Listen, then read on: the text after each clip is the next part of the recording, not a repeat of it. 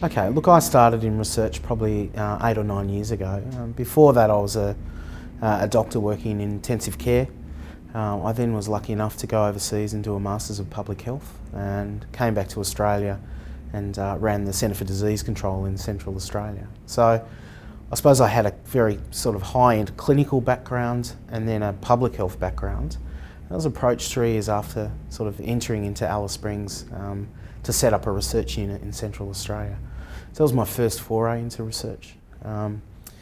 When we decided what work that we were going to do, it was really pretty easy to decide that Aboriginal health was what I was about and what I needed to focus on for me personally.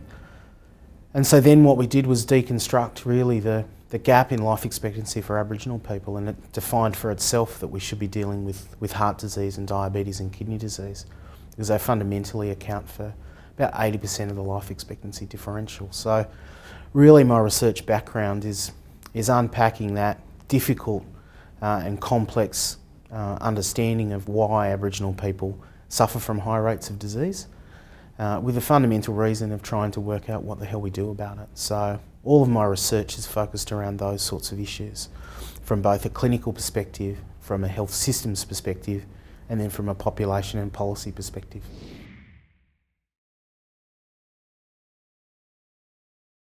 Well, it's not very often you get the chance to be a part of something so important and so new, to build the culture of an institute from the ground up, to embed Aboriginal issues and ways of doing business into the very sort of breadth of an institute is really an opportunity that you can't turn down. So for me, it was a chance to be a part of something. You get one shot at life, and you know, I want to be a part of something new and important, and really make my contribution to alongside everyone else here.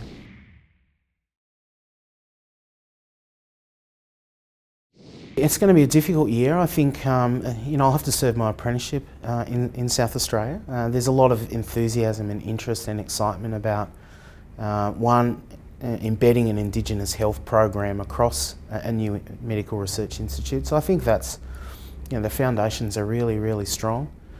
But with that will come lots of expectations. I think we'll have to manage those really carefully. There's lots of people who don't really know what SAHMRI is yet and what it can be for them. So it's very important that we undertake all of that work to let people know what it is that we're about, what it is that we're going to do, and how we're going to go about doing it. I think setting the priorities for South Australia and for research around Indigenous matters will take up a large part of the next year.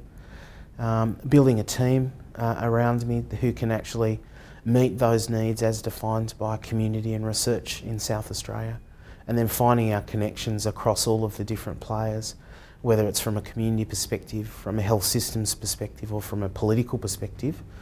Really our job in the first year will be to sort of lubricate all of those connections and really to try and make sure that everyone's on the same team.